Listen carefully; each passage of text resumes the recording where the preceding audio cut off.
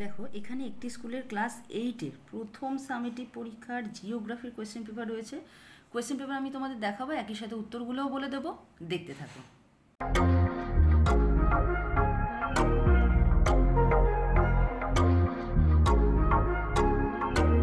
দেখো তোমাদের 15 নম্বরের ফার্স্ট সামেটিভ পরীক্ষা হয়, 30 মিনিট সময় পাও তোমরা পরীক্ষা দেওয়ার জন্য।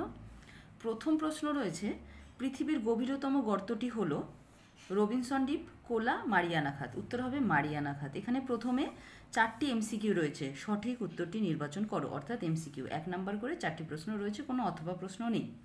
দ্বিতীয় প্রশ্ন, পৃথিবীর চৌম্বকত্ব সৃষ্টিকারী ভূ অভ্যন্তরের স্তরটি হলো কেন্দ্রমণ্ডল, গুরুমণ্ডল নাকি ভূত্বক। উত্তর হবে কেন্দ্রমণ্ডল।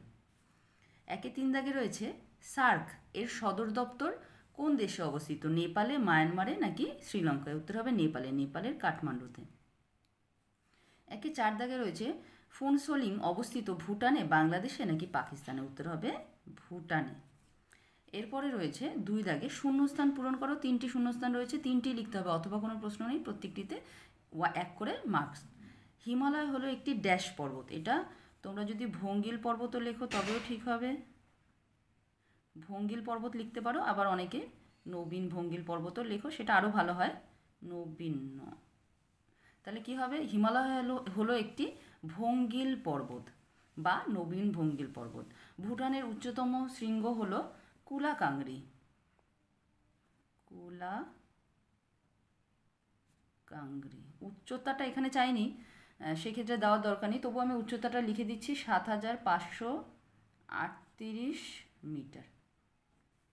এরপরে রয়েছে, ভূমিকম্পের প্রাথমিক তরঙ্গ হলো, প্রাথমিক তরঙ্গ হলো কাকে বলা হয়, পি তরঙ্গকে,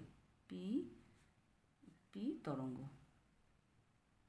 তাহলে হিমালয় হলো একটি ভঙ্গিল পর্বত, ভুটানের উচ্চতম শৃঙ্গ হলো কুলাকাংরি, ভূমিকম্পের প্রাথমিক তরঙ্গ হলো পি তরঙ্গ। এবার 3 দাগে রয়েছে, নিচের প্রশ্নগুলির উত্তর দাও। এখানে দেখো 3টি প্রশ্নের উত্তর করতে বলেছে, যেখানে 4টি প্রশ্ন আছে, অর্থাৎ 4টির মধ্যে যে কোনো 3টি প্রশ্নের উত্তর তোমাদের করতে হবে। একটি নিরপেক্ষ পাত সীমানার উদাহরণ দাও। এটা হবে সান আন্দ্রেজ চুক্তি।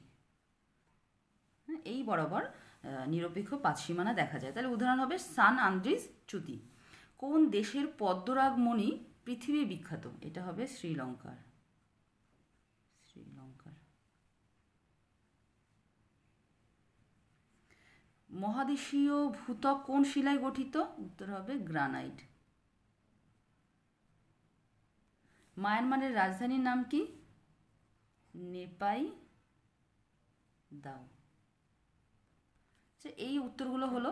এইবার 4 দাগে রয়েছে, নিচের প্রশ্নগুলির সংক্ষিপ্ত উত্তর দাও, যে কোনো একটি, 2টি থেকে যে কোনো একটি প্রশ্নের উত্তর দিতে হবে। প্রথম প্রশ্ন, পাললিক শিলায় জীবাশ্ম লক্ষ্য করা যায় কেন। ক্যারেজ প্রথা কি। এটা শিলার অধ্যায় রয়েছে, আর ক্যারেজ প্রথা কি ওই পাকিস্তানে রয়েছে, পাকিস্তান, ভারতের প্রতিবেশী দেশসমূহ, সেখানে পাকিস্তান রয়েছে, সেইখানে পেয়ে যাবে। 5 দাগে রয়েছে, শ্রীলঙ্কার অধিবাসীদের প্রধান জীবিকা সম্পর্কে লেখো। এটা ওই প্রতিবেশী দেশে শ্রীলঙ্কার মধ্যে পেয়ে যাবে। চিত্রসহ ভূ অভ্যন্তরভাগ বুঝিয়ে দাও।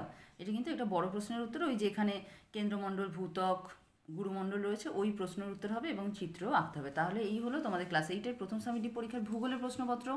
উত্তরগুলো বলে দিলাম, আশা করি বুঝতে পেরেছো। প্রত্যেকটি স্কুলে কিন্তু এই ধরনেরই প্রশ্ন আসবে, এবং এখান থেকেও কিছু প্রশ্ন তোমরা পরীক্ষায় অবশ্যই কমন পেয়ে যাবে।